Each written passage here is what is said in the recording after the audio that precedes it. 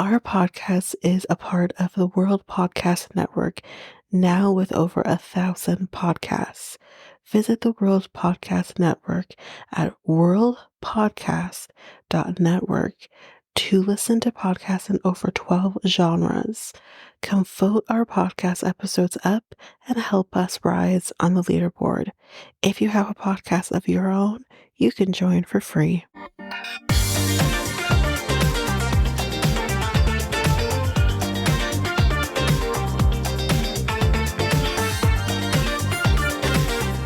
Welcome to Reality Tea Times 2, the podcast where we discuss all the trash reality TV we love to hate. I am Tanika, and yes, I'm sick. Sorry for the sound of my voice, but you would have heard it already at the beginning, or the end, I should say, of Married at First Sight, so yeah, I'm sorry. Yeah, I'm getting better. I'm getting better, despite the sound of my voice, but I am getting better. But let's get into it. So first thing is first announcement, Patreon coming to you soon, fully being launched on February 1st, with the first episode coming out on the 6th, that being Jersey Shore, Thursday. It's coming out on Thursday. Yeah, you know the deal. So that's coming out.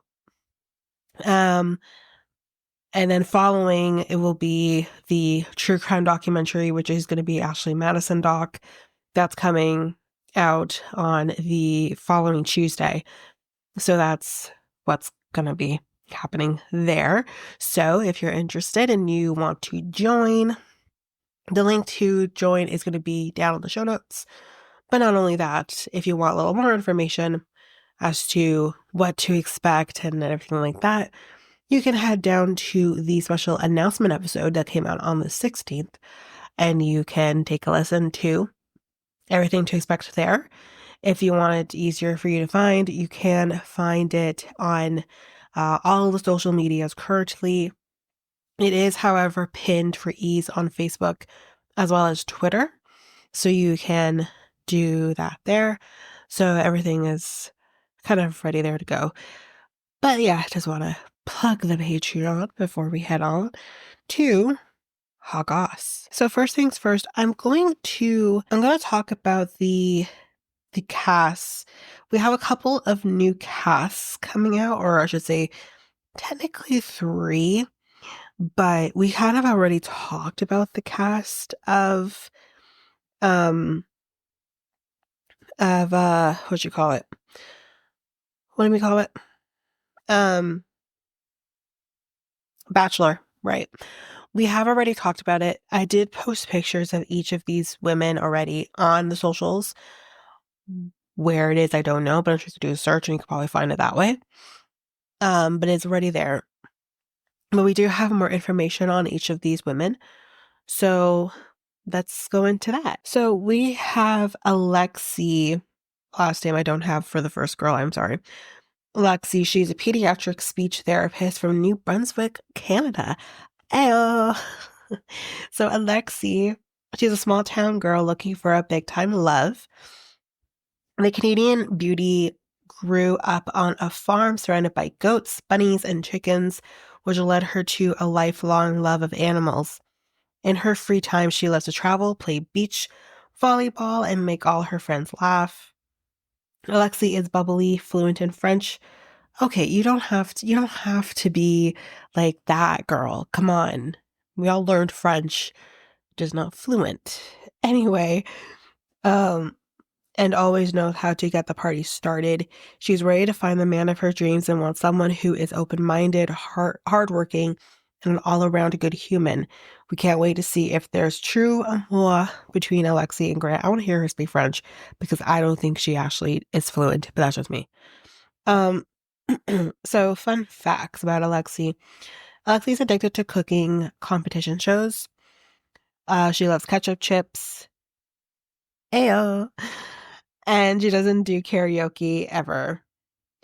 Then we have Allie Joe, who is a boxing trainer from Manalapan, New Jersey. Sorry if I said that wrong. But Allie Joe is outgoing, bubbly, and ready to find a love worth fighting for. She currently works as a boxing trainer, and while she's passionate about working in fitness, it's the chance of true love that has become the priority in her life. She loves being other people's biggest cheerleader and hopes to find someone who will do the same for her. When she's not sweating it out in the gym, Allie Jo loves going to the beach, planning trips, and trying new types of workouts. She's so excited to meet our bachelor because she's just as ready to find true love as he is. Get ready, Grant. Because Allie Jo is ready for a new ring in her life. Fun facts. You'll never see Allie Jo leave the house without lipstick on. Okay, so she's high maintenance. Allie Jo is very organized, but is terrible at folding. Allie Jo dreams of shopping in Dubai. Oh, yikes. Then we have Alicia. She's 29 years old. Interior designer from Tampa, Florida. Alicia is a beautiful catch with a huge heart. The former pageant queen is currently the longest reigning Miss California and isn't afraid of taking risks. A lifelong equestrian lover. I know I said that wrong, guys. Sorry. Alicia is obsessed with all things horses, but also loves a great beach day and hanging out with her dogs, Bentley and Bagel. Okay. Alicia is a hopeless romantic. Is ready for a fairy tale type of love. The first test for her Prince Charming, winning the approval of her family. Alicia believes true love is within her reach, and we hope she's right. Fun facts. She drove a Barbie pink Vespa in college, so she is Elwood's. She is a typical Scorpio, very mysterious. Ooh. She is a pumpkin spice season queen. Oh my God. Then we have Bailey, who is a social media manager from Atlanta. Bailey is a loyal, witty, and confident woman who's always on the go. This jet setter lives a fast-paced life and loves being a social butterfly no matter where she is on the globe. When she's not working in social media, she loves to shop, dance, and play with her toy poodle, Isa. Bailey is looking for a man who is funny, thoughtful, and very family-oriented. And bonus points for a guy who could snap a cute pic of her. Bailey loves living life to the fullest, and she's hoping Grant is along for the ride. Fun facts. Bailey's comfort items include bread and a heating pad. Bailey once took a flight solely for the purpose of leveling up her status with an airline. Oh, so what? Okay, I don't know what to say. Bailey dreams of seeing a polar bear in real life. Girl, you know it's a bear, right? And it sounds like they're gonna kill you. Wait, have you ever gone to the zoo? Ever? Because I haven't even seen a polar bear in real life, even though I probably shouldn't have. Let's be real. We know zoos are trash. I get it. Fine. But it was different times, okay? But I've even seen a polar bear in real life. Has she never been to a zoo? Ever? Anyway. Then we have Beverly. She's an insurance salesperson from Howard Beach, New York. With a beautiful smile and a personality to match, Beverly is a sweetheart ready to find love. She comes from a close-knit, loving family, and her parents' 30-plus year marriage has been the blueprint for the kind of life she wants for herself. Beverly is ready for a man that will truly love her. She's looking for a partner who is trustworthy, kind, and understanding. When she's not working, Beverly likes to go shopping or watch her favorite movies like Titanic, oh, Jesus Christ, and The Princess Diaries. I mean, yeah, okay, fine, but those are your favorites? Meanwhile, mine's like Twilight, Harry Potter, because I like darkness. Fear Street, because I am who I am. Meanwhile, my girl's like, Titanic, Jack. What? Okay. Will Beverly find her fairy tale ending with Grant? Only time will tell. Fun facts. Beverly's close closet is color coordinated. That's not the craziest thing I've heard. Beverly aspires to visit all 7 continents. Beverly's first concert was with Jonas Brothers. So she's 19. Okay, maybe not that. Okay, 22. Okay, then we have Carolina. Oh, Carolina. Okay, I'm fine. She is a public relations producer from Guaynabo, Puerto Rico. She's from Puerto Rico, y'all. We're just going everywhere. Okay, so Carolina is a bold beauty who isn't afraid to go after what she wants or speak her mind in English, Spanish, or French. So she's trilingual. Cool. Carolina is super adventurous and loves to be the life of the party. She wants her relationship to feel like a movie and is hopeful to find a man who can live up to her childhood crush, Jesus fucking Joe Jonas. Same girl, same. Actually, my childhood crush, he was cute, don't get me wrong. But my childhood crush was like Usher. Fuck, am I old? She's only 28. Am I old? And I'm out here being like, it was Usher for me? Who was like in his 40s? Mind you, Grant looks more like an Usher than he does a Joe Jonas. I'm just saying. Grant is hotter, if anything. Let's be real. Okay, anyways. She's ready to settle down with someone who is ambitious and honest and is excited to meet our bachelor. Will Carolina catch the love bug? Oh my god. With Grant? Sure hope so. Fun facts. Carolina describes her vibe as a cool grandma. Okay. Carolina's pet peeve is menace with no photos. Menus with no photos. I'm fine. I'm tired. Menus with no photos. So you know what? I agree with her on that one. I want to see what the fucking food looks like before I pick whether or not I want that. I'm with her on that. Carolina dreams of being roasted by Nikki Glaser. I like her because I'm like pretty much agreeing with almost everything she's saying. I'm probably like a cool grandma too, let's be real. Okay. Then we have sorry, I gotta find her name. Chloe. Chloe is a model from New York City. The Midwest beauty moved to the Big Apple to chase her dreams of being a fashion model. Her dreams come true when she landed her first major brand campaign, and there's been no turning back since. When she's not working it in front of the camera, Chloe enjoys hosting dinner parties or watching rom-com classics like You've Got Mail and When Harry Met Sally.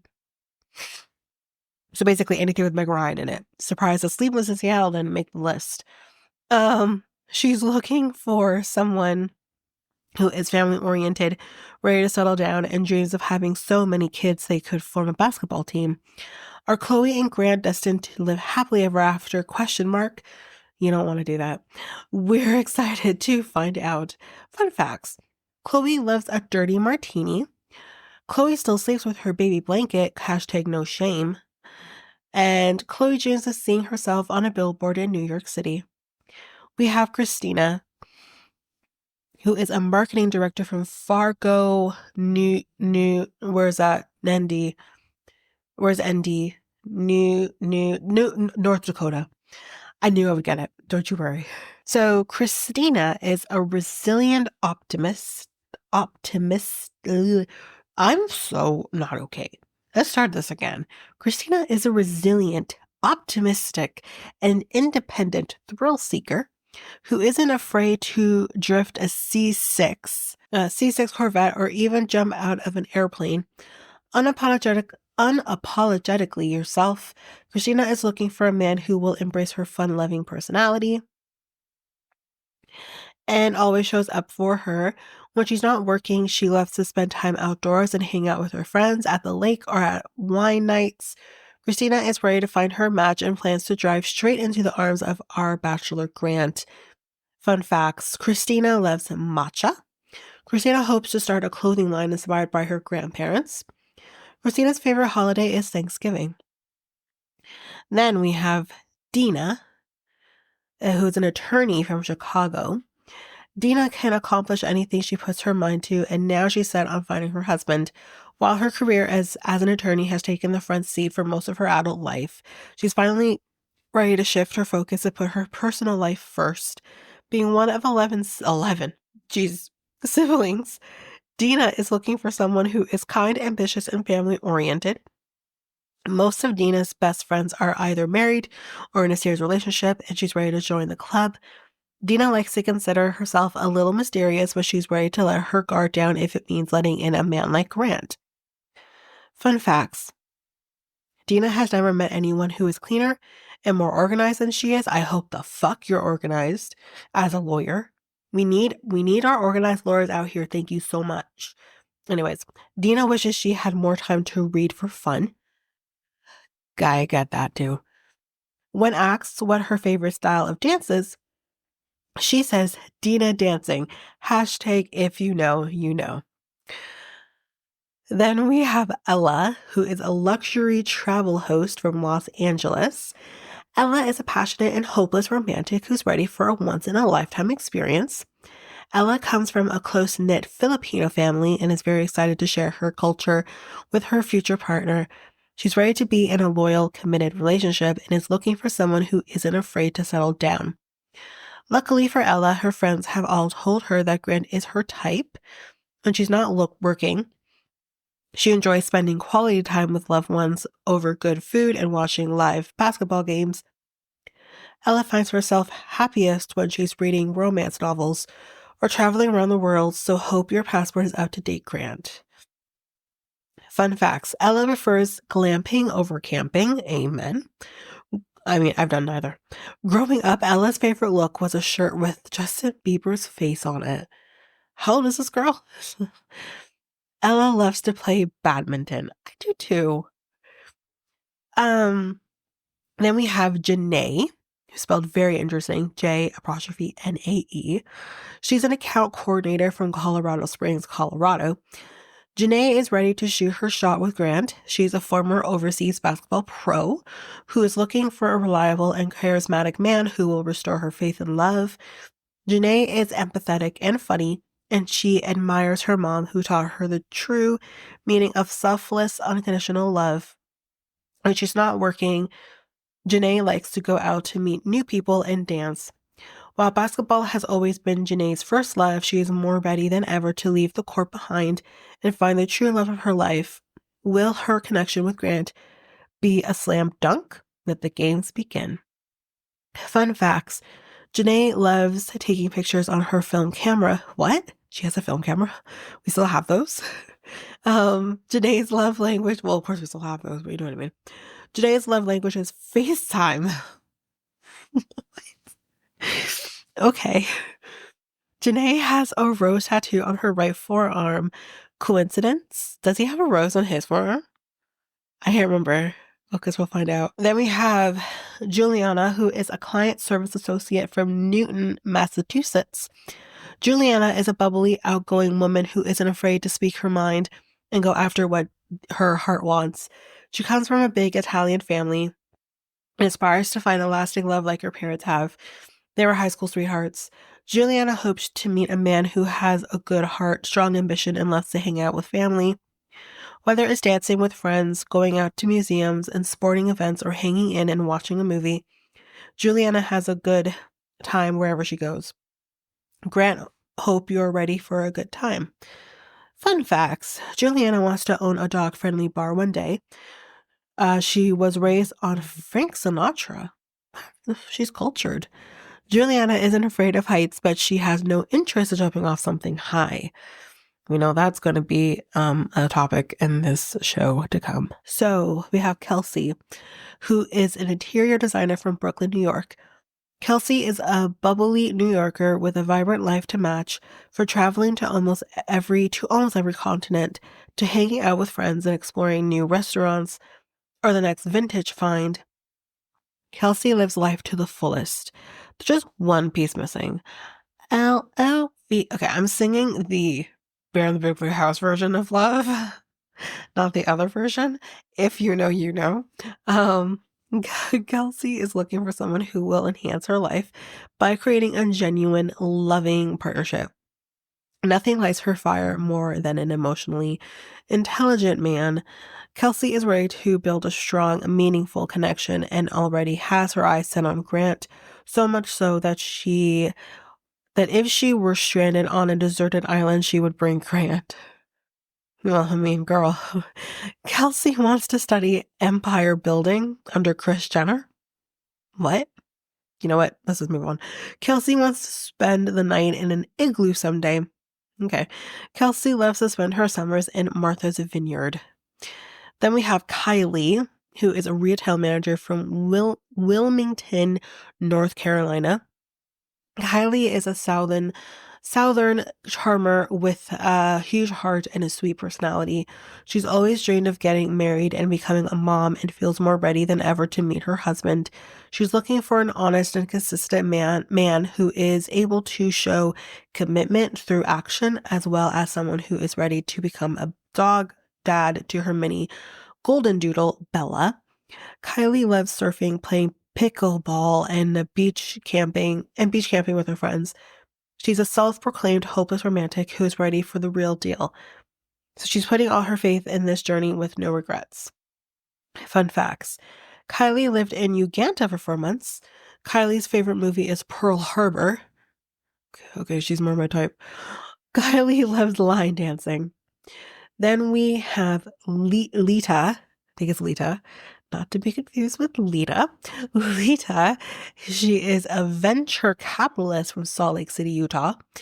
Lita is a vibrant, empathetic, and confident woman with a lot of love to give. She's ready for a man to put her first and is looking for someone who is honest, vulnerable, and family-oriented. Just like Grant, Lita loves sports and enjoys watching basketball, football, and water polo. She also loves riding horses and is a huge fan of the board game Clue. Same. Even though she feels that playing it is not her strongest suit. Lita is so ready to meet her other half and is hoping that Grant will be the guy. Fun facts. Lita is an incredibly fast swimmer. She loves a good personality test, and she loves being outside but hates hiking, like truly loathes it. Then we have Natalie, who is a PhD student from Louisville, Kentucky. Natalie is ready to find the passionate love she's always dreamed of and hopes to meet someone who will truly make her feel like sparks are flying. She values good communication and looks up to her parents' 30-plus year marriage for the type of partnership she'd like to have. Natalie has a sweet rescue pup named Tuck, so finding a fellow animal lover is also a must. When she's not working toward her PhD, she enjoys sports, watching romance movies, and exploring old neighborhoods with beautiful homes. Natalie isn't afraid to take risks and is ready now more than ever to take a leap of faith to find the picture-perfect love she's been looking for. Fun facts, Natalie is not a breakfast person. Her love language is gift giving, and Natalie is a Seattle Seahawks fan. We have Nisi, who's a pediatrician from Blythewood, South Carolina. Nisi is the ultimate catch. With brains and beauty, this pediatrician currently works at 4 hospitals and is very passionate about her career. Nisi feels fulfilled in her professional life, but now she's writing herself a prescription for some love. She hopes to find a man who is kind, respectful, and loyal, and she truly believes it's in the cards for her and Grant. When she's not at the office, Nisi loves spending time with friends, at football games, farmers markets, or hanging out with her 3 dogs, Charlie, Chloe, and Chicago. Grant, hope you are ready to be a dog dad. Fun facts. Nisi has always wanted to be a spy. Nisi would love an invite to the annual Kardashian Christmas party. Okay, you lost me. Nisi loves experimenting with different coffees. We have Parisa, I think is how you say her name, who's a pediatric behavior analyst from Birmingham, Michigan. Parisa is empathetic, resilient, and ready to settle down. I didn't know there was a Birmingham in Michigan. She has always dreamed of starting her own family and longs for an emotional, intimate connection with someone with whom she can be a power couple. She loves to cook, travel, and enjoy charcuterie nights, and not to be cheesy. Okay, but Parisa is truly one of a kind. She's hoping to meet a man who is loyal, honest, and funny, and is excited for her the power of love, to guide her on the journey. That didn't make sense. Will Grant be the love and happiness she's been searching for? Parisa, let the journey begin. Fun facts. Parisa has a rock collection. She is a whiz with PowerPoint, and she relaxes by watching organization content on TikTok. Not anymore. Radhika, who is an attorney from New York City. Radhika is so ready to find the one. She comes from a close-knit family and aspires to have a supportive, long-lasting marriage like her parents do. Radhika hopes to meet a romantic man who isn't afraid to be adventurous with her or get down on the dance floor. She's very proud of her Indian heritage. So, finding someone she can share her family traditions with is a top priority. In her free time, Radhika loves to go shopping and get a fresh manicure and cook delicious meals with her mother. Radhika has also been known to start dance parties, so we hope you brought your dancing shoes. Grant. Fun facts: Radhika brunches regularly.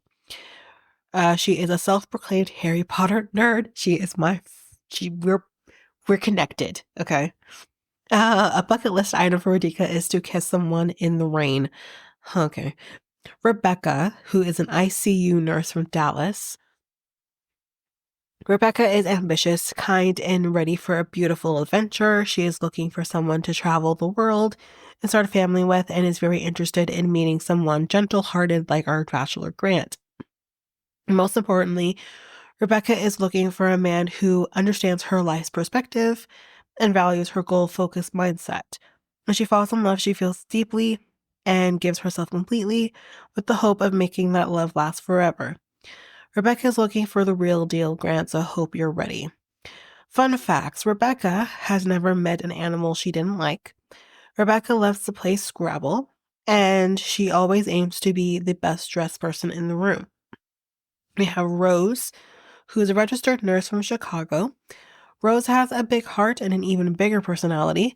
She describes herself as romantic, optimistic, and goofy, and says that she has always been the caregiver in relationships. When it comes to finding a partner, Rose has high standards and isn't planning on lowering them, as she shouldn't. She's hoping to meet a man who is confident, loving, fun, and will earn the approval of her friends. In her free time, Rose likes to spend time at the beach, explore new places, and hit the town for a fun night out. She hopes that she'll be the only Rose Grant needs, and she hopes she's right. Fun facts: Rose admits she is a terrible dancer. Rose thinks that Julie Andrews is the GOAT. Fuck yeah. Who else is? Come on now. Rose would love to attend a Formula One race. We have Serafina, who is an associate media director from New York City. Serafina is 100% wife material. She's loyal, thoughtful, and can't wait to be engaged. Serafina's life is very full, socially and professionally. All that's missing is romantic companionship. She's hoping to meet a man who is ready to settle down and start a family while also appreciating the little things in life, because Serafina loves to give thoughtful gifts to her partner when she's in love. Serafina loves going out with friends on the weekend to grab some dinner, drinks, and go dancing. She also loves adventure and will book a trip on a whim. So, Grant, we hope you're ready to pack your bags and travel. Fun facts: Serafina really wants to learn how to play tennis. Serafina rocked Bob during her college years, and she has seen every episode of Grey's Anatomy at least 3 times. We have Savannah, who is a wedding planner from Charlottesville, is that Virginia? VA? I can't think of what else it could be. Savannah is done being the wedding planner and is ready to be the bride. That feels like it came out of Wedding Planner. When she's not focused on helping others celebrate their love, Savannah enjoys going out to dinner with her friends and listening to live music. Her perfect man is loyal, caring, and a great conversationalist. Savannah loves love. Well, it says, I love love. But she says, I could probably do the voice right now. But she says that she doesn't intend to show affection very traditionally. She's very excited to embark on this journey and is ready to plan her own wedding someday. Maybe it'll be sooner than she thinks. Fun facts: Savannah loves a competitive game of charades. She dreams of planning the Met Gala one day, and she has a serious fear of owls. What did the owls do to us? Really and truly, I don't get it. But anyways, Vicky, maybe she watched The Staircase and said, well, then the owl must have done it. She probably thinks the owl did it. I don't know if I think the owl did it. We'll talk about that another day. But next we have Vicky, who is a nightclub server from Las Vegas. Vicky has always dreamed of finding her perfect love story. She's confident, bold, and self-proclaimed hopeless romantic who believes in a love without boundaries. As a former NFL cheerleader, she might have hung up her pom-poms for good, but she's ready to still cheer on her future partner with love. When she's not spending quality time with her sisters or friends, she loves hiking outdoors, watching football, and spending time with her adorable chihuahua named Winnie. The poo? Vicky is ready to put herself out there and find a love that can go the distance. I can go the distance. Okay, Vicky takes pride in her calves of steel. Vicky is not herself without lip liner. Vicky would love to live on a vineyard in Italy. Wouldn't we all? Then we have Zoe, who is a tech engineer and a model from New York City. Zoe isn't afraid to go after what she wants, and what she wants now is to find her Prince Charming.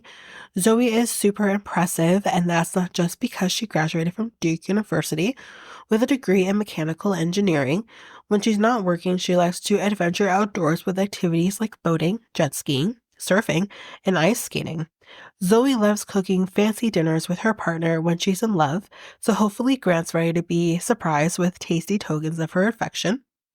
She wants to meet a man with transparency who is supportive and as committed as she is. Go get him. So, fun facts. Nothing makes Zoe happier than puppies and babies. I get that. Zoe can't and won't live without tacos. I get that too. Zoe was the first female wrestler to join her high school wrestling team. That's pretty cool. So that's basically that for Bachelor cast. So we've met them. That comes out on the 27th. So we'll see them next week. Next, we are going to talk about the cast of Below Deck.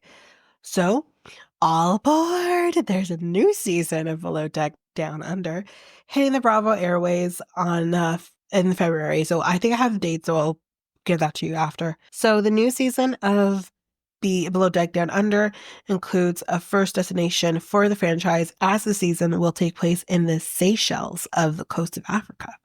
That's pretty cool. In addition to a new locale, the new season also includes the crew hitting the high seas on the largest vessel in the Below Deck franchise, Katina. Have we seen Katina before? I don't know.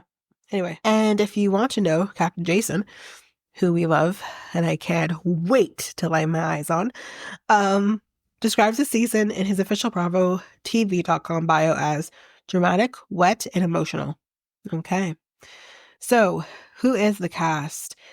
We're going to go through. We do have some returning people, so we'll get to it. So we have Wuhan Du Toit, which I don't know if I said his name right.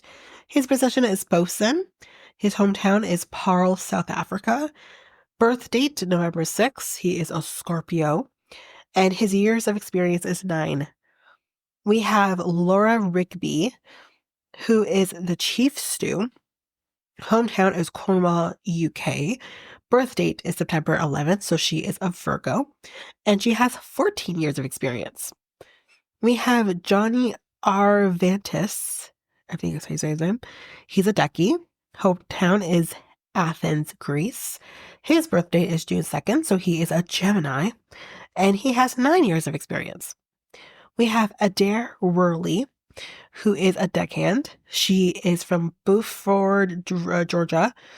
Her birthday is April 14th, so she's an Aries, and she has 2 years of experience. We have Brianna Duffield. She's a stew, and her hometown is Malika Hill, New Jersey. Her birth date is July 24th. She's a Leo, and she has also 2 years of experience. We have Marina Marcondes de Barros. She's a stew.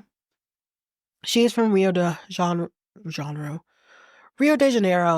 in Brazil, and she is born on February 23rd, so she's a Pisces, and she has 4 years of experience. We have Anthony Bird, who is the sous chef. We have a sous chef. I don't know if we've ever had a sous chef. At least I've never seen a sous chef. Yes, because we already know who the chef's going to be. We'll get to that in a minute. Sous chef. His hometown is London, England. He's born November 26th. He is a Sagittarius, and he has 5 years of yachting experience. And we also have returning. I didn't catch the returning. So I'm going to be posting pictures of the new people because we should already know who the others are. Of course, obviously, I've talked about Jason coming back. Chef Zarina is coming back. Deckhand Harry is also coming back. So those are our 3 returning. So that's basically that. So you'll have those pictures there of the new crew for the Flow Deck Down Under. And then we'll go through the next cast, which is for 90 Day OG. And let me tell you guys, I saw the trailer. The trailer is fantastic. So let's get through who that is, and then we will stop talking about this and go into the reason we're here. So we have Mahdi, who is from Tehran, Iran, the guy I said, and Stevie, who's from Hattiesburg, Mississippi.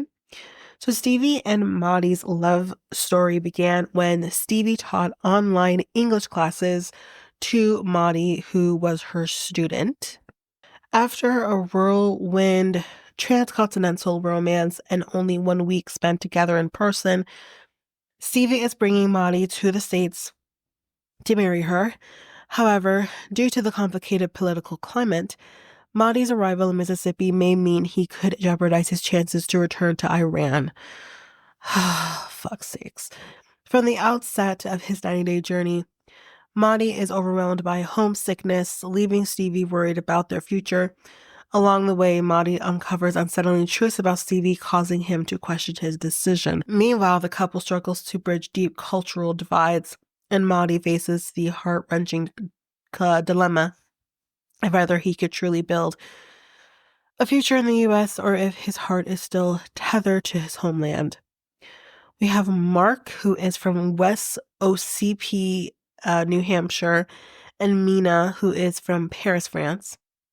Mark, a 59-year-old divorced pilot living in a tranquil aviation community in rural New Hampshire, meets Mina, a glamorous 34-year-old Parisian model, and is instantly captivated.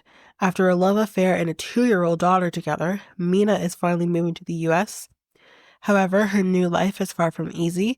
She must temporarily leave behind Clayton, her 9-year-old son, in Paris until his passport is processed, and the separation weighs heavily on her. Adding to her struggles, Mark's daughter from his first marriage, Jordan, questions Mina's intentions.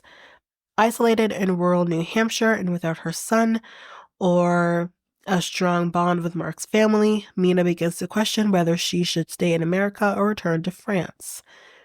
Matt and Amani from San Diego, and Annie from Tijuana, Mexico. Yeah, you heard me. There's 3. We have a throuple. On the surface, Amani and Matt appear to have the perfect life. Both successful and strikingly attractive, they have been married for 10 years and are raising 2 daughters in a beautiful home in San Diego. However, beneath the surface, the couple is exploring ways to navigate some difficult nuances in their marriage.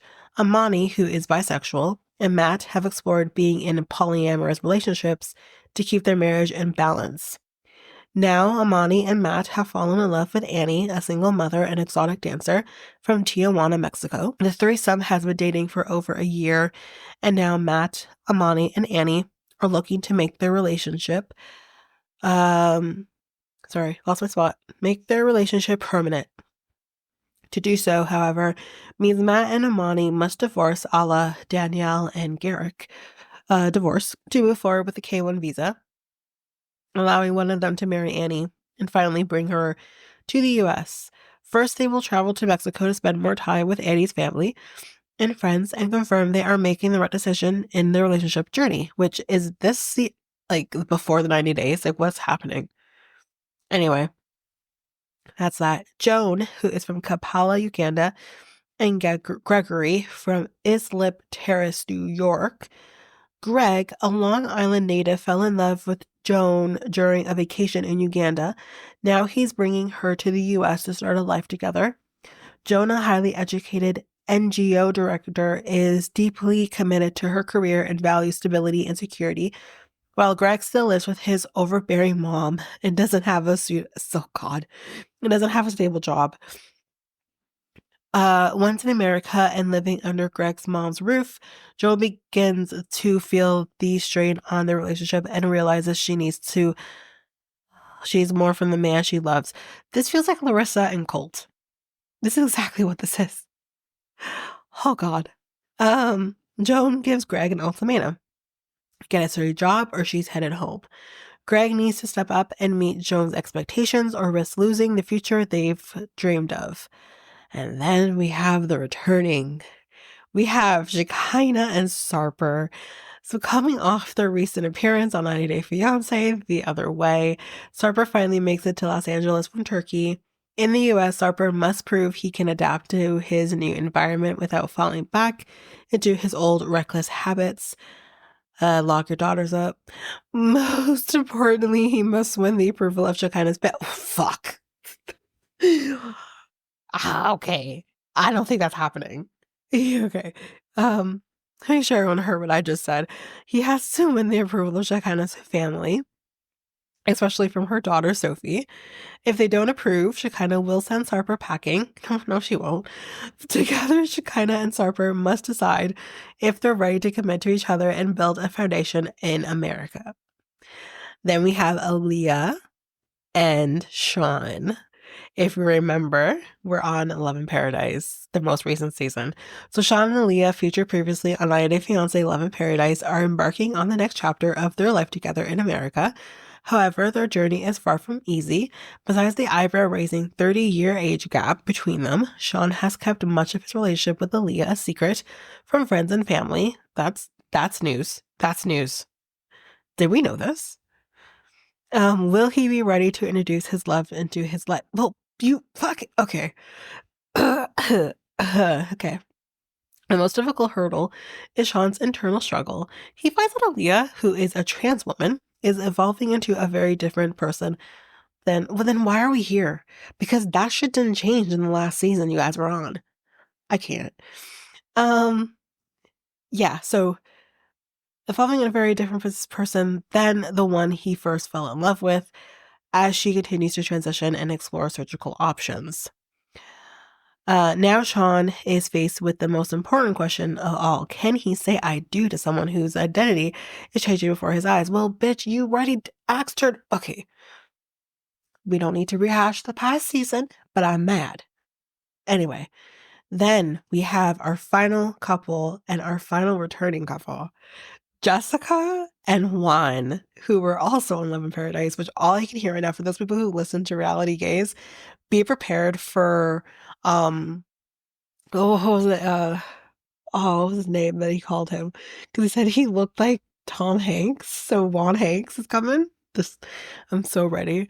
So anyway, Jessica, who is also Cow Patty, that's also what I call her, and Juan he's from Cali, Colombia. Juan and Jessica, who were featured on 90 Day Fiancé Love in Paradise, are back to begin their new life together in America. I feel like it took forever for him to get here. Like, what's happening? Anyway, this season, Juan moves from Colombia to join his fiancée Jessica, their baby son and soon-to-be stepsons, in a sleepy town in Wyoming. Yeah, very sleepy. There's gonna be a lot of fucking cows and a lot of fucking cow poop. So I hope he's ready.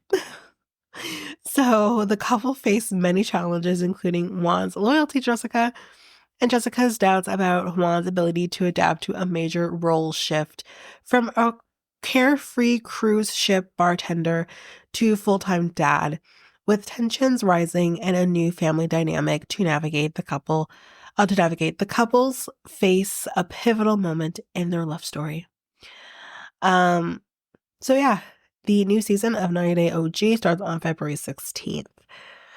So we have how many more things do we have to go through before we get there? But anyways, that's that. That is the end of, I know this was a lot longer, but because these shows are starting very soon, I wanted to get the cast out there before the show starts. So that's what I wanted to get done. But don't worry, there are timestamps. I should have said that in the beginning. So there are going to be timestamps, not to worry. Just look down in the show notes. You'll kind of know. But again, if you're here, you're with me. So we're going to the next thing anyways. So I am going to take a quick break here. I know I haven't even gone to the show, but we're going to just do right into the show after this, without breaks. So we're going to take a break here. When we come back, we will jump in with the actual reason why we're here.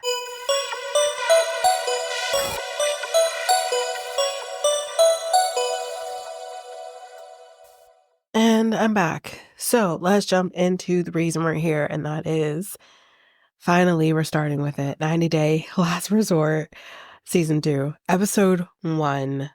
What's it called? Whatever. Whatever it's called. Doesn't matter. Let's just get to it. Oh, they call it Built to Last. That's what it's called.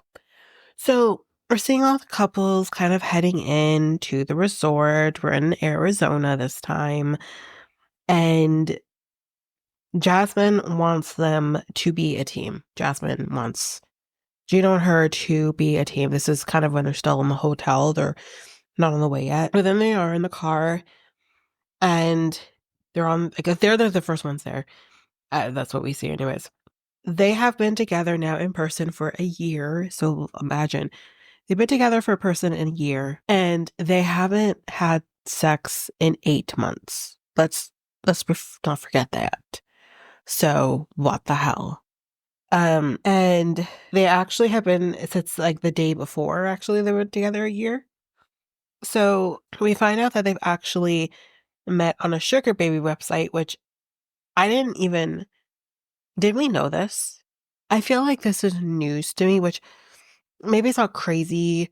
Maybe I should have figured that out before if it's ever been said before. But it's just interesting because I feel like Jasmine kind of shamed him a little bit for being like a sugar daddy. So, like in their first season. So I didn't know this. When they get there, they're kind of going through like the accommodations and everything at the hotel. And they're like, do we have to pay for our own or Gina, I should say, do we have to pay for our own breakfast? And she's like, yeah. And Jasmine's like, he's cheap. Well, first of all, sir, if you can't afford some breakfast, which I know the breakfast probably more expensive at the hotel, I understand. But like, if you can't seriously afford the breakfast, then get your job back. Like, what the hell? Anyway, he's like, I'm not cheap. I'm smart. Debatable. Anyway, then we see Natalie by herself. Because if we don't remember, Josh lives in Arizona. So they have been off and on now for 3 years. We have been seeing the mess of Natalie since her divorce with Mike. Because they pretty much were not too long after that. We've been seeing the mess of them for 3 years. Josh is also here. They kind of like arrive at the same time. And I wrote, oh damn, she's 39 years old already, still acting like a child. But she's 39. He's like 42, whatever. And he's like, yeah, I look 25. I said, sir, no, you do not look 25. Don't fool yourself. Anyway, he says that they have a really good physical relationship. Now that's key for we fuck a lot and we fuck good, but that's not enough. Like you need to have more than that. Like, why is this girl with him? Like, when it mattered, I feel like Mike actually gave a shit. Not just about her physically, but actually emotionally. Like, why is she with this guy who doesn't give a fuck? So yeah, anyway, he says like that has never been a problem for them. And their relationship status is complicated. Lord. Everything about the situation is complicated. Anyway, he does talk about the car accident, which again, I did talk about it at some point in the podcast. But if you don't know the details of that situation, he does talk about it on the episode. Of course, if you didn't watch the episode, which, how dare thee, he does explain it. But he says that there was a really bad car accident that his son was in. It was, I don't know if I think there was other people in the car. Not just him and the friend, but maybe it was just the two of them. I don't know. Can't remember. But either way, the car accident left his son with his leg being amputated, and his best friend was killed in the accident. So he explains that Natalie was very supportive, which is actually really interesting because I feel like when I listened to Cray Cray's talking about this as well, they said that she wasn't saying much of anything. So that's surprising to hear, but anyways, he said that she was supportive. And I think like at the time of this recording or of the filming, they like the accident hadn't happened that long before. So they have only been back together, if you want to say that, for like a month. And anyways, so he has, for him, he does say that, I think I'm going ahead here, but he does say that if things don't improve, if she basically, in his words, let's be real here, is if she doesn't stop being insane, that I'm walking. So when they get there to the front desk, the producers ask this question because they know he lives here. So they're like, so hey, have you been here before? Have you stayed with us before? Natalie obviously says no. Josh says, yeah, actually, I have stayed here before. And you just sees Natalie's eyes zero in on him, and if she could kill him, she would. She would have killed him right there with her eyeballs. And she's like, with who? And he's like, hmm? What'd you say? Oh, by myself. That's a lie. That's a lie. Who goes to a place like this just to work because it's close to the airport? Fucker, no, you didn't. You definitely had somebody else there. What the hell? Anyways. So Natalie then says, hey lady, what's your name? And she's like, I don't know, she's Sam or something. And she's like, we need to get in contact with each other. So the next time he stays here, you can let me know. Josh, you're an idiot. Josh, you are an idiot. But of course, he probably just said off to a producer, oh yeah, I've been there before. And that producer's like, Josh has been here before. Let's get that into the episode. They did. Anyway, enough with them. Stacy and Florian are next. Her boots are just, I expect nothing less from a silver twin. Anyway, this is what I've been waiting for, y'all. But Florian's gonna piss me off as time goes on, so don't you worry. Anyway, she says, listen, I may be older, okay? But sometimes he has issues keeping up with me. That's because he is an old man in like a 30-year-old's body. He's literally 80. The man, he can barely move. His posture literally looks like my great grandpa before he died. And this literally, this man's 80. My grandpa was like 89, but like he's 80. Okay. Florian is older than you in his bones. Like seriously. So, and then when they get there, I love Stacey is just a breath of fresh air. She's literally like, breathe in the air. Breathe in the air.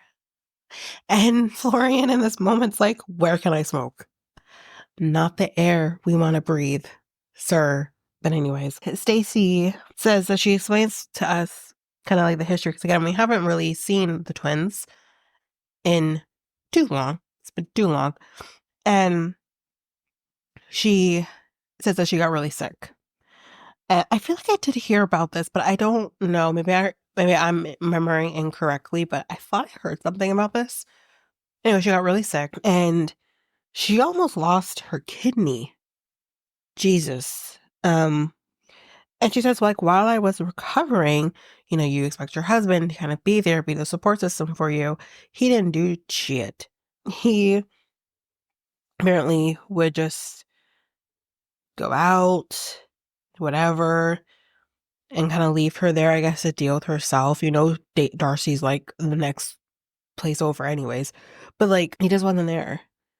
And then she says that she found something out just a few weeks ago. So we'll kind of get into that a little bit. I think we do. Unless she hasn't been telling us. I don't know. But anyways. Then we're with Rob and fucking Sophie.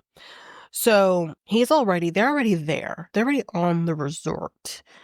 And he's basically massaging like cream or something or some tan lotion. And he is adoring her ass. This man has not touched that ass in like a year. So he's loving life. And he's like Benny style doing butt bongos. Like he's in heaven. And they say back in Mexico, I had full access because it kind of reminds me of Mexico. He's like, yeah, the only difference is I have full access. Like I cannot, I could play butt bongos, but then I could also, yeah, play the other side bongos too. So he obviously can't do that now. And she's like, ew, like, why do you have to like say that? Because he's horny. But he's fucking other people. Like, there's just no way. They both are. That's the way real here. Anyways, he does say that he recently found out some information that kind of challenges that trust between them. And y'all, that's not going to mean till the next episode, which again, by now, a lot of us know who've been watching the show, because obviously I'm behind because, whatever. But when I tell you, when I've heard him say this, I got mad. I got mad too. Because not only did you lie to Rob, but you lied to us. Okay? Anyway. Then we see Julia and Brandon, who I thought should not be on this because I'm like, how much problems do you really have besides mom? But they actually have more problems than I think even some of the others. So she thinks that a cactus looks like a penis. Not a penis that I'd want near me because that would hurt really bad. Anyways, she's like, I have an important question. When they get there, she asks this to the front desk clerk, and she's like, I have a important question. It's very important question. Do you have mojitos? And I said, wow, that's important. Anyways, it's very important to her. Yes, they have mojitos. And she's like, I love this place already. Let's go. And that's that. Back with Gino and Jasmine, they get to the room, and oh my God, this was amazing. When she gets in the room, she opens the door. She's like, oh my God, it is beautiful. And he's like right there. He is so close to the threshold that she just slams that door in his face. It literally goes kapoop. And I swear, if you were on the other side, like some of those cartoons when like the nose of I don't know, the cat or something, like goes like weird. That would have happened to Gino. It was incredible. And I was like, the timing. And he's like, help me. He has all the bags. She has nothing. And he's like, help me, please. And she's like, oh, I'm sorry. I didn't realize you were there. And I said, girl, you knew he was there. And you know what? Props to you. Because I would have done the same thing. Anyway. So he's like, you could help me more with these bags. So she's like, I am helping you. I'm holding the door open. Do you need more? Maybe if you had sex with her, she might help you more. Anyways. And they go outside to like the patio part and to the back, and she's like, you can sleep out here. It's fine. You can sleep out in the Arizona desert. And he's like, are there animals? Or she says, are there animals? Because he's kind of like, I don't want to do that. And he's like, are there animals? And he's like bugs, snakes. He's like, venomous? He's like, snakes. She's like, no, venomous? And he's like, yeah, venomous. You can sleep out here. It's fine. It's fine. If the snake bites your dick off, it don't matter because it's not like you're using it with me anyways. So go out here. Here's your room. The entire desert. Yeah. Then Stacey and Florian, they're in their room, and she's like, that's bouncy. That's bouncy. And I'm like, yes, it's bouncy. Yes, it's bouncy. Let's see if you will take the bounce into action. So, then they're like kind of this is kind of the part where they're like, who's coming? Okay, who's coming? It's kind of here like we don't know who's coming, right? We do, but they don't. Whatever. And Stacy's like this is kind of where we get kind of the information. She said she kind of found out that there's been cheating involved. And I said, girlfriend, yes. Darcy actually tried to warn you that there might have been cheating involved, and you ignored it. So, don't know what to tell you. Because obviously he was cheating on you from then. Of course he was. What? Anyway. But he's like, he's been going out more, flirting, sometimes in front of her. And I swear I would want to punch in his face if you think it's okay to be flirting with other girls. Like, what? In front of me. That's the worst part. It's more about doing it in front of me. Because, like, would you like that if I did that? Listen, y'all, again, Patreon coming soon. For those people who've watched Jersey Shore, who knows all the drama, we're about to get a real clear picture of what happens when people flirt in front of their significant other. It's not good. Add alcohol, no one's communicating. So, yeah, Ari's here. Now we're seeing her. And she says she hasn't seen Benny in about 4 months because she ended up moving with Avi back to Ethiopia. My girl went back to Africa while he is in Vegas doing flips and shit. Currently is also in the Paradise Men videos. Y'all know you saw that. What is happening? And yes, I'm watching them because I hate myself. I don't know. Anyway. So she ended up finding out or finding concrete evidence report that he's been cheating on her with another woman. And I said, yeah, is that surprising? Now, I'm going to have some things that I'm going to say where Ari is concerned on the cheating front. Like, if he's cheating on you now, like, that's stupid. That sucks. But that shouldn't be happening. And it shouldn't be in your face either. Those pictures they showed, I saw those pictures too. But again, I saw that like after that I thought they had already broken up. So I was like, okay, whatever. But the other thing that she brings up here, I'm like, but wait, we'll talk about it then. So, Natalie and Josh are going for a little walk, exploring Arizona. And she's like, I love the grass. He's like, oh, it's fake. It's fake grass. She's like, what? It's fake? Yeah, it's fake because it's the desert. Where do you see grass in the desert, Natalie? Where? Please tell me, because that's a phenomenon. I want to know where you see grass in the desert. Anyway, so they kind of start talking about directions. Okay, here's east, south, northwest. I see what I just did there.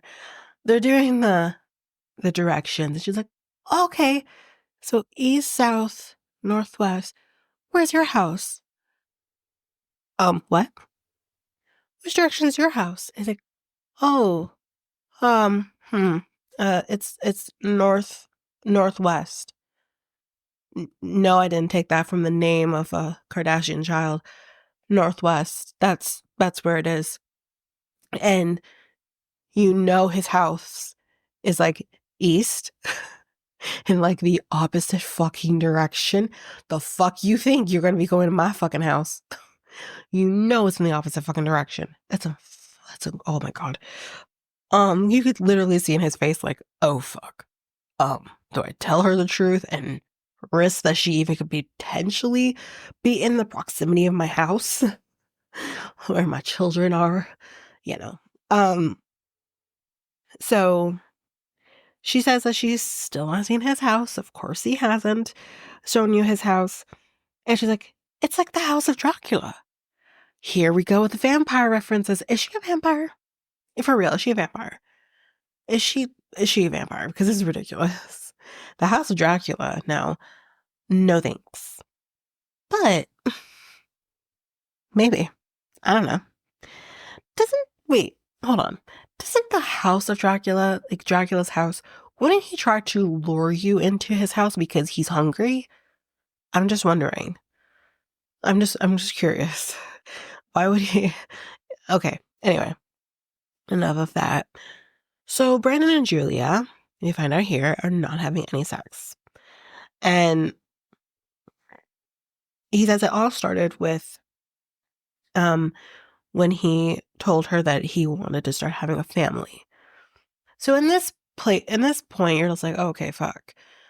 I'm gonna try to reserve my comments to the episode that we're in, because obviously I know what's coming later, but I want to try to keep the comments for when I'm here. So we do talk about this again in the group session, so I'll wait to put my thoughts there about how I thought in this moment. So, the happy hour is now beginning.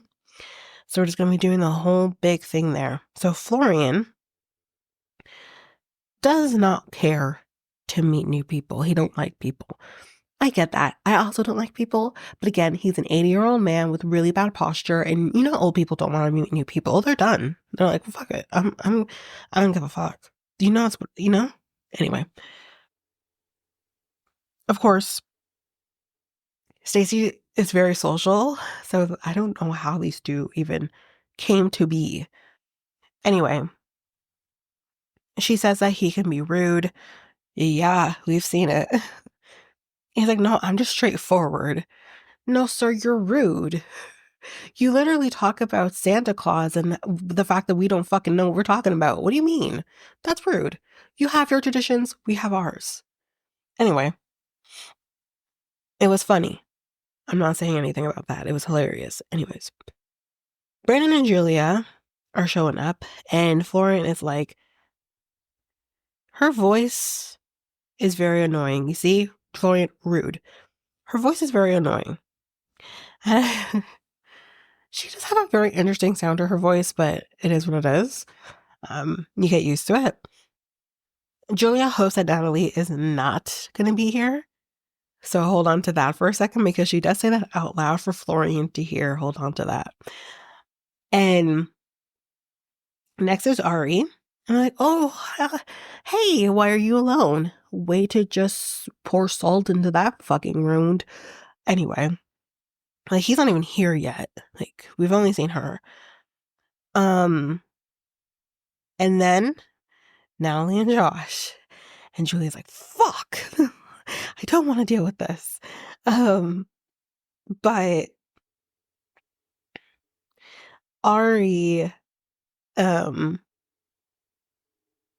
says to Natalie, oh, you're a legend. And I said, don't blow up her head like that, Ari. What are you talking about?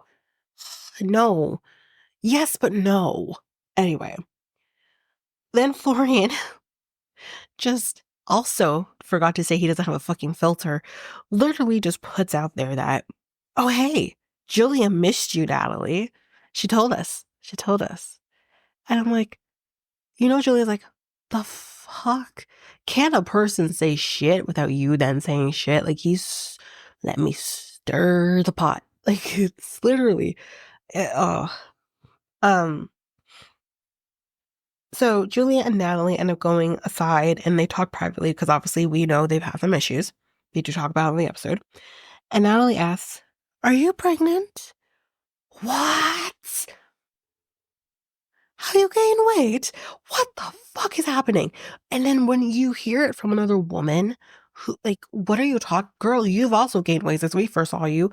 But, like, you don't say that, because people get older, people change, you know? And everyone still looks amazing. Julia looks incredible. I don't understand why we have to talk about it. And not only that, like, again, starting in this episode, that was a bitch move. Like, what the fuck? Everything that's coming to her is like, she kind of deserves it, because you're a mean girl. We'll talk about it as we go along. But Julia, being the queen she is like, I am not going to feed into that, because that's what she wants me to do. And she just apologizes for how she acted at the tell-all. And that's that. So we are forgiven, I guess, for now. Gino and Jasmine are next. And they're like, let's should talk about each other or whatever. He says that, I don't know. And this is a safe space, so it's fine. No, it's not. But she says that Julia asks Brandon, what do you think of Jasmine's body? And Brandon does the safe answer for Julia and says, expensive. Yeah, that's true. Her ass alone is $10,000. Anyway, Aris does speak some Spanish, so Jasmine's like, oh yes, I can speak Spanish. Because yes, let's not forget, she was married to a man who is Latino. I don't think we forgot about you. What's his name again? Lorenzo? Something like that. I don't remember. Anyways. So, Jasmine says, Brandon's personality is like a fart. You don't want to be around it. You don't want to be around that. I loved the analogy. It's like a fart. And she says something else later too, but anyways. Rob and Sophie are here now. And Natalie's like, Sophie tries to be sexy, but I don't know. Josh, is she sexy? And Josh is like, oh no. Oh no. Mm-mm. I'm not fucking answering that question because I value my life. And he literally is like, that's a trap? I'm not answering that. And she's like, no, like, I want to know, is she sexy? No, I'm not fucking answering that question. That's a trap where I die at the end of it. So no, fuck off with your question. I mean, I don't know why Natalie has to attack another woman, because again, this is another instance of her, I guess, attacking Sophie. Let's not forget, Sophie's like 23. Women of any age care about how they look. And like, what's wrong with that? You know, not everyone can wake up, Natalie wakes up looking like shit. So don't come at me or at anybody about how people look. Like, it's just not necessary. Anyway, Ari's like, whoever needs any advice on therapy, like, I got years of experience. Bitch, sit the fuck down. Because if you had experience, maybe you wouldn't be here right now. So sit down, shut up. Like, she's really annoying. Like, even in the between the sheets and everything, she acts like a know-it-all. And I'm like, there is the Ari we all know and dislike. So yeah. Anyways, then Benny's here. And he says, hi to everyone. He's hugging some people. And then when he goes to Ari, he goes to give her a handshake. He's gonna go give his wife a fucking handshake. You can't fake your way through a hug because you have a child with this person. You have seen each other naked a few times. Like, I don't understand. If my man came at me with a handshake, like, hey, how you doing? I'm want to punch in his throat. What are you talking about? No. Like, you can at least fake your way through it. Problem is that when he does fake his way through a hug, she still has to be like, you're not doing it right. You're not doing it right. Wrap your arms around me. Okay? You're not doing it right. She critiques him. And that's not going to be the only time we see her critique anything, any progress that they have. So again, your years of experience, girl, didn't do shit. That's that. That's that for them. For everybody, I think, is here at this point. Then he hugs her, but she just has to make it awkward. She's like, should I teach you how to hug me? I'm still your wife. And I'm like, and again, this is not the first time, or so I should say the last time, she's going to do this. She's going to ruin the moments. So she says, do you want to sit? And he's like, okay, well, let me say hi to people, because like that's the right thing to do. And she says, okay, well, then make sure you come back. More on that. Anyway, Sophie, meanwhile, she says, so as I had to take a quick break there, but yes, so Sophie says, so yeah, Josh has been like messaging me on Instagram. He apparently invited her to Vegas, which we know where this is going and where this is headed. He apparently sent like fire emojis on like when he's like liking her photos, he's changing them to fire emojis. And she says, like, to the group, because Rob knows, he knows everything. And she says, like, as far as like Josh knows, like, we just recently got married. Because I think, like, again, at the point that they're recording this, it's probably towards the tail end of them sorry, thinking here, of them getting married. That we're seeing like the tail end of their first season when they're getting married. Because again, if we remember timeline here, you can literally tell the timeline based on Sophie's hair color. Because like, as we know, their two main seasons, she was blonde. And then when we see her on the tell-alls, she's brunette. Now she's brunette. So it's like, so she's like, as far as he knows, like, I just got married and he's like sending me these messages. And Rob is like, he's just playing games. Like, so what do we do? Let's make Paradise Men. Anyway, so then we see Ari and Benny talking, and she kind of is just like, so, are you ready to be honest? Say the truth. And she's like, or whatever he says, I can't remember what he says, but she's like, so you didn't cheat on me? Like, you didn't do that? And he's like, listen, just straight up, the only reason I'm here, bitch, is because I want my social media passwords. And apparently she has been holding on to his passwords, or she has his passwords in general, because she was his manager. But then what ended up happening is because when she saw that he was talking to other women, she went and changed his fucking passwords on him. Listen. Listen. Okay. You might be upset about something, and I get that. That's a valid thing to be upset about. But what you don't do is be like, oh, so you think you can, huh? Let me change your passwords. You can't do that. It's not your social media. And he says, like, he's spent so much time building up his social media. And he says he'd been doing that even before he knew her.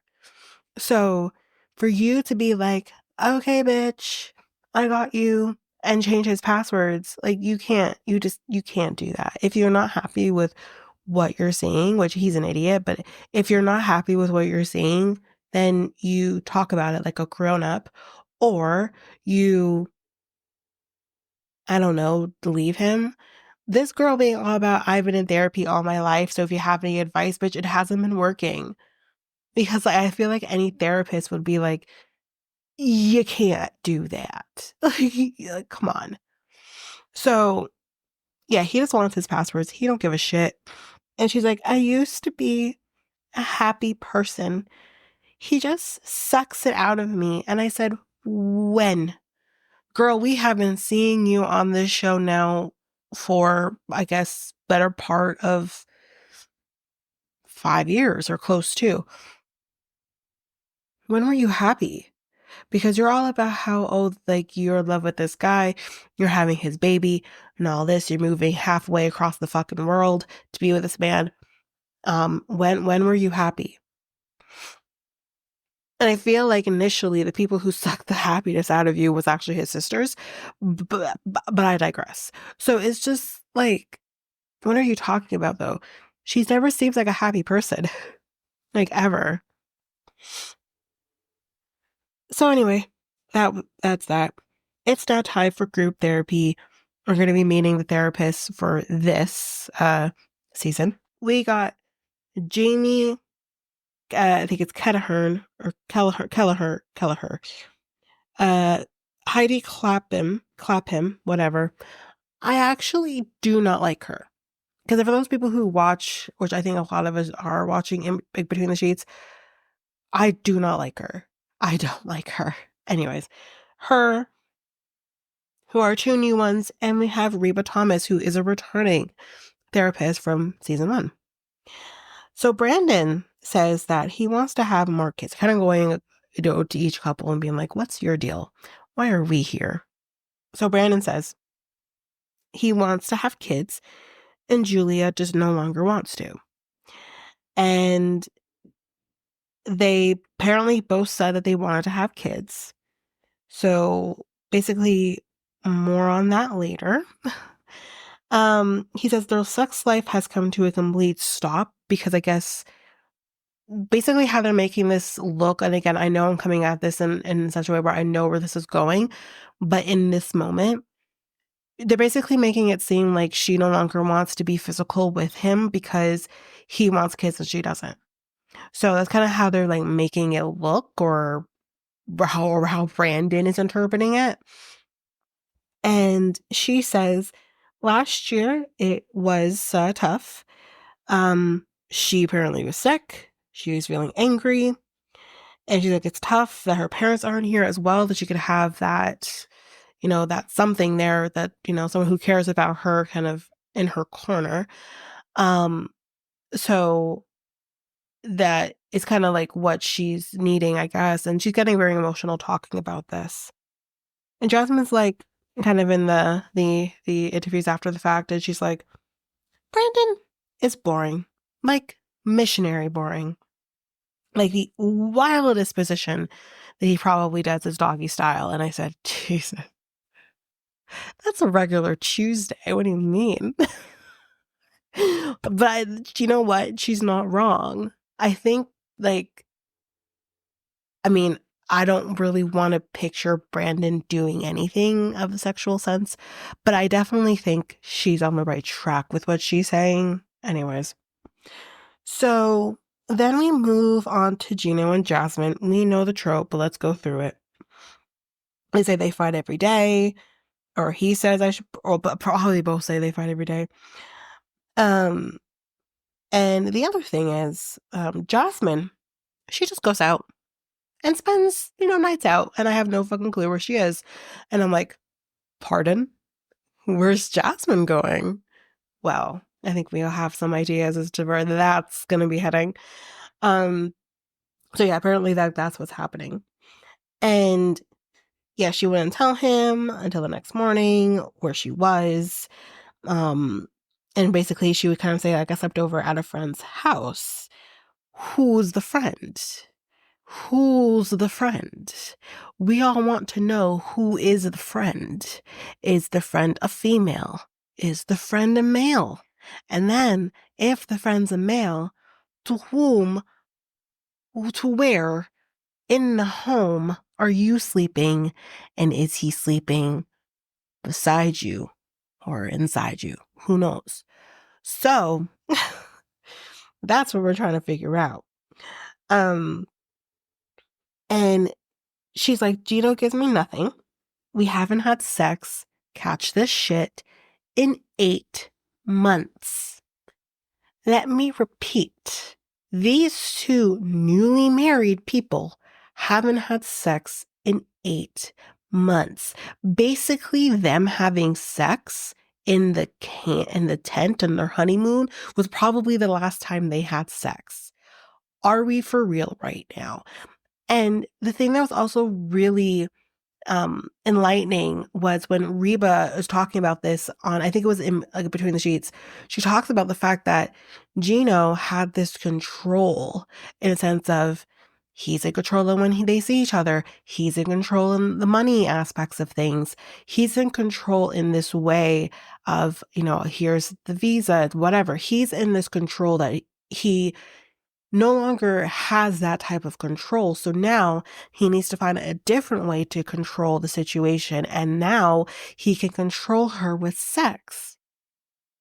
I think that is actually very plausible that could be a reason why. But I stand by what I have been saying about Gino from the very beginning we saw him and his patch of hair. The first time I saw this man and he's talking about blue pills, I'm like, oh, so he probably has erectile dysfunction, because apparently they've always had issues with sex. He can't finish inside of her. He can't, he has to finish doing with different ways. And they've never had sex from beginning to end meaning he ejaculates. It's never happened. So this is why I say this man has erectile dysfunction or some sort of situation going on with his dick. And this is what the issue is. I stand by that. Now, do I think he could still, like what Reba is saying is definitely possible? Yes, because he at least would make the effort with the blue pills. They were at least having some form of sex, or she's peeing on him or sucking his toes or whatever the fuck. Like they were still having something. But now that he's like, nah, I don't need to do that anymore. I'll just do my own thing because it's easier or whatever the fuck or whatever. Like that's not what he's doing. So I think it could be yes and than necessarily either or. I think it's a yes and situation. This man has problems and that's, it's just, no, it's gross. The way he's treating her is horrible. More on that later because cousin Michelle has some words for Gino. I'll talk about that in another episode. So yeah, that's what's going on there. And again, Rob's take on things too in this whole situation, it's like men's rights now. Shut the fuck up, my guy. Like it's for him, it's always because he's like talking about, I can't remember exactly what he said, but he's talking about this whole thing. And Sophie's like, yeah, but I understand where Jasmine's coming from. And he's like, oh, so this is what we're gonna do? We're gonna do you're gonna support the woman, I'm gonna support the man. How about just support the situation? If this was you, well, technically, at least where your wife's concerned, this is you. You haven't had sex with your wife in God knows how long. But if this was your situation, you're living together and you're asking for sex and you're being rejected, like, are you going to be okay with that? No, it's not about genders. It's about the situation. Is that okay? No, it's not. And if you're not happy in your marriage and you're not being fulfilled sexually, what am I supposed to do? Be okay with that? Is it okay that Jasmine's just taking off for 3 days? Because we're going to talk about it in a minute. That she's just taking off for days? No, that's not okay either.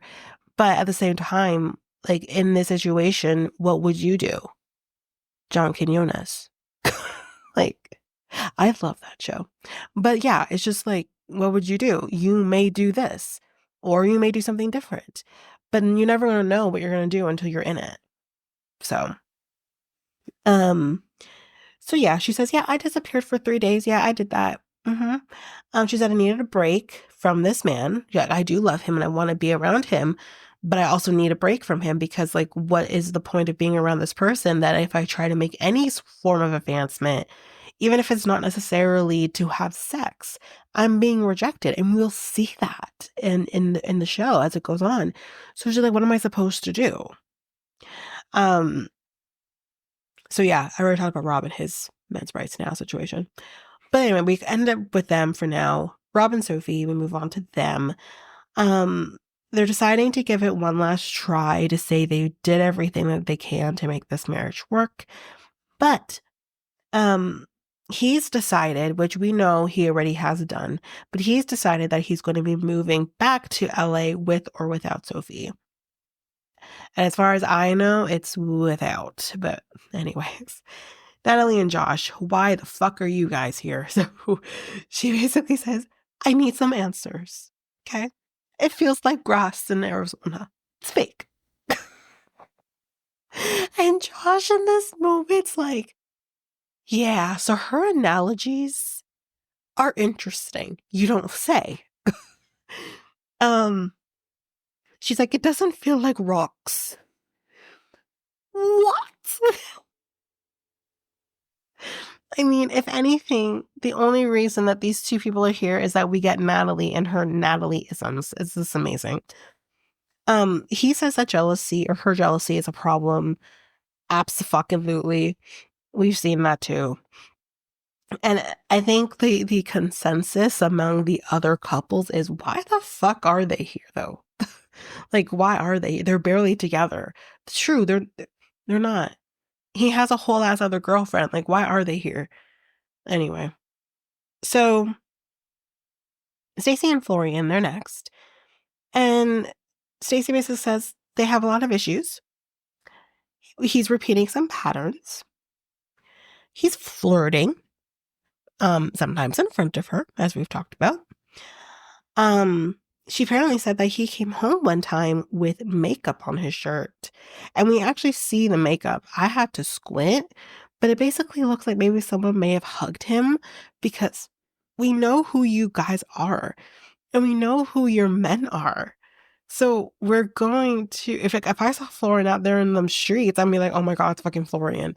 Like I'm gonna probably, I mean, I may not necessarily hug him. I'm not really much of a hugger of people I don't know, but like, would I hug, like, I don't know, who would I hug of the 90-Day universe? I don't know. I don't want to hug anybody. Um, oh God, that's gonna, let's see. Hmm, hmm. Maybe Kimbali. I might hug her. Cause she seems like a nice woman. I'd hug her. Um, Anybody else? I don't know. No. I'm not hugging anybody else. But that's the thing. Like maybe someone out there who maybe does like to hug if they see Florin out there in them streets and they're like, oh my God. And they're going to hug him. It potentially could have been that. Or it could have been like the videos that we saw in Darcy and Stacy with this random chick who was like, anyway, we don't know. And he basically, he says, he's like, you make an elephant out of like the situation or something like that. And it's the only person that I think understood it because she speaks similarly is Natalie. She starts laughing. And I'm like, I don't get it. Anyway, we stop with them for now. Ari and Vinny, he's like, or she says he's been unfaithful and I got the evidence. Show us the fucking evidence. And he's like, you're a fucking liar. She controls me because she has my social medias. Okay. I need my freedom. I feel like I'm being blackmailed with my social media. So he's like, he's got, and the only thing that I kind of liked here about the one that I don't like that she said here, she's like, clearly these two people are here to get at the other. They're not actually here to fix the issues. They're here to be like, I'm throwing hands in your direction. And it's true. She's here to prove to the whole world that he's a cheater and has been cheating on her pretty much the entire time of their relationship, which, duh, bitch, we all knew this. Anyways. And he's just here to be like, fuck this marriage. I just want my social media back. That's it. That's all I care about. So, yeah, she's correct on that.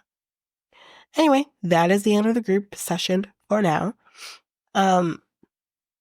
Jasmine and Gino fight about her sleeping out because he's like, where the fuck were you? I'm your husband. I deserve to know where the fuck you were. Which, yes, I understand what he's saying. But at the same time, sweetheart, if you're not the one that's doing what she's asking of you, then, I mean, would I necessarily cheat on that? I don't know. I've not been. Well, that's not true. Okay. What I will say is I've been in a similar situation and didn't last nearly as long as 8 months, I'll tell you that. But I was in a similar situation with my ex-husband, but prior to when we were married, where we were in a sexless situation. And he was cheating on me. But I didn't know that at the time. And when you're begging and you're asking and you're basically being rejected, it's like, what do? Either you leave, but you know on the emotional side of things, you're so in love with this person and you don't want your relationship to end, or you cheat. So, and you still have at least that part of that relationship. Or something. But the thing is, like, me and him didn't fight the way Jasmine and Gino do. You know, I have my moments, but I'm not like Jasmine. But it's just like, you know, I understand where Jasmine's coming from with that. So it's like I think every situation is different. Every relationship is different. So it's like I don't know. So yeah, he basically just says like, who's the friend? And she's like, don't you worry, honey, you're gonna get to know who the friend is. And I said, is that is that we already know, because I'm pretty sure I figured out the name of this guy. And I think I actually now like said it on the podcast. We know she calls him and I think it's the next episode or the maybe 2 episodes from now. She does call this guy and it's the same freaking guy. Yo, Gino, that's the friend. I hope. I'm pretty sure I heard there better be a damn tell-all for this show now, because, oh boy, we were worried about Dane Dan. I mean, Dane Dan was not the problem. Anyway, so yeah, she said you're gonna get to know who the friend is. And Gino's like, is it a guy? And Jasmine's response back to him is, don't ask questions you don't want the answers to. Like, you're not going to like the answer. And he's like, I do want to know. I said, Gino, that's your answer. Because if it wasn't a guy, she would have just said it's not a guy. Gino, that's your answer. She just told you. And maybe Jasmine could play games, but she's not playing games. Gino, that's your answer. Because we already know she met this guy at the gym. Honey, that's your answer. And honestly, like, do I feel bad for Gino? No. Because I don't like how he's treating her. Not saying she treats him great either, but like, this, I'm sorry, but when she's literally telling you you're losing me, I'm not saying that should force you to have sex with her. But again, it's like, she's your wife. Why wouldn't you not want to have sex with your wife? Like, I don't get that. Anyway, so that's that. Stacy and Florian. Stacy's like, you weren't very present during this because he's not into this. Does this man look like a man who does therapy? Does Florian look like a man who does therapy? No, he's not. So he's like, what the fuck are you talking about? I was there. She means emotionally, you weren't there.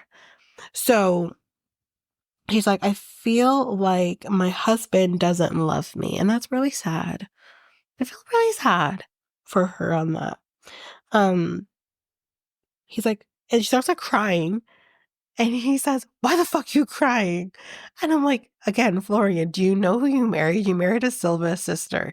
They cry. And when they cry, it's, oh, guys, I can't wait to get to the next episode. Because when my girl starts crying, I was filled with joy. Because not because she was crying. Let me correct myself. I was filled with joy because I'm like, that is what I want. This is what we need. Why did Matt Sharp and Dan Adler take away the greatest invention than the Silva sisters? We want that back. Give it back to us. I don't care how stupid or if the storyline is flat on its face. I want Silva sisters in my life. I want to do it big. Let me do it big. Okay. We'll get to that in the second episode. So, he says, what the fuck are you crying for? He's like, because you don't care. You don't care. And I don't know if it's necessarily that he doesn't care. It's just like, is he Eastern European or just European in general? I don't know. But they're very, like Andre. He reminds me of Andre. Is that who he reminds me of? Not as, I don't want to say not as crass, but no, pretty crass. Just different, But yeah, he kind of reminds me of that.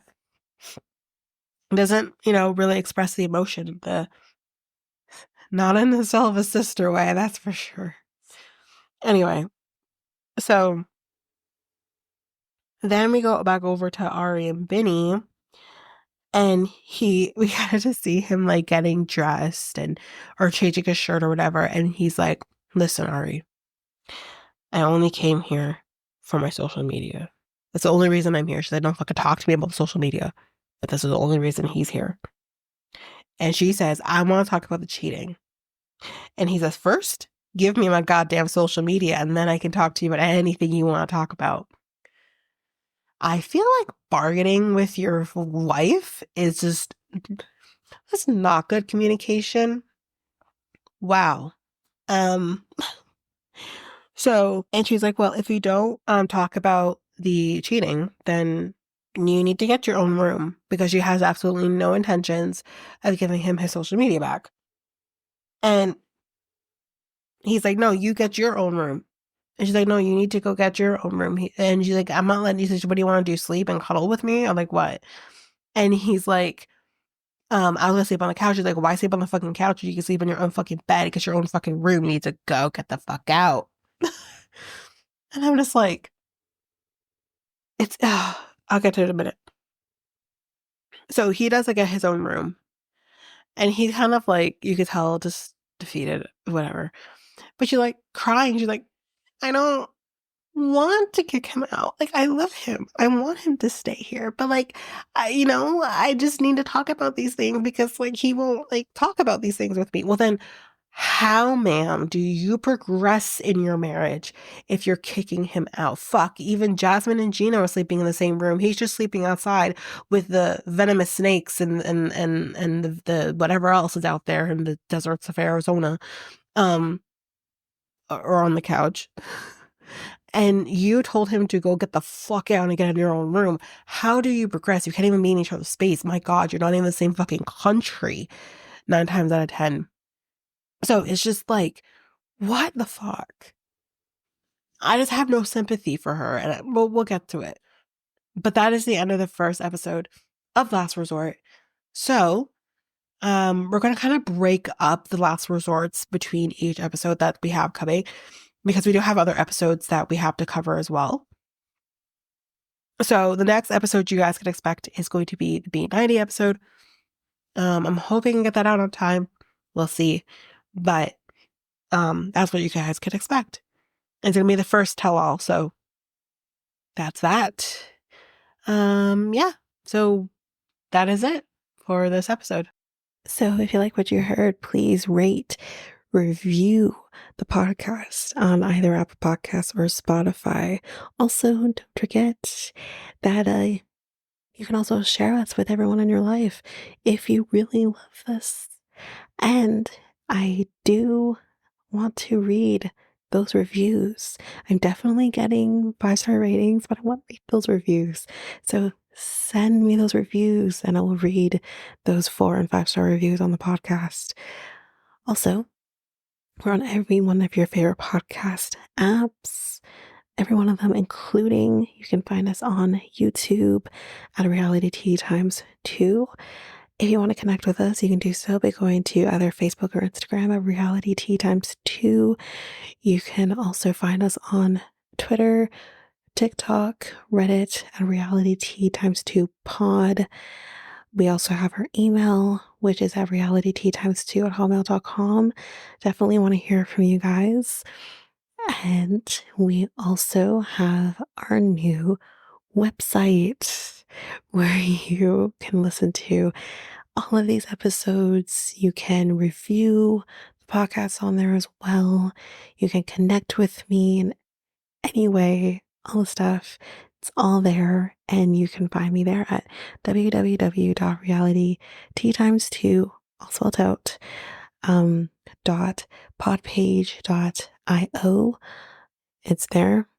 And don't forget, I also have my other podcast with my friend Mikkel, Next Take Podcast, where we talk about all kinds of different topics. But you can find us on any of your favorite podcast apps over there as well. Or you can also go to YouTube and you go to Next Take Podcast, as well as our website, which is solo.to/Next Take Podcast. So yeah, there's that, and that's basically that. And again, don't forget, if all of this information is overwhelming, we do have all of the links, everything in our show notes. But that is it for now, guys. Thanks. Bye.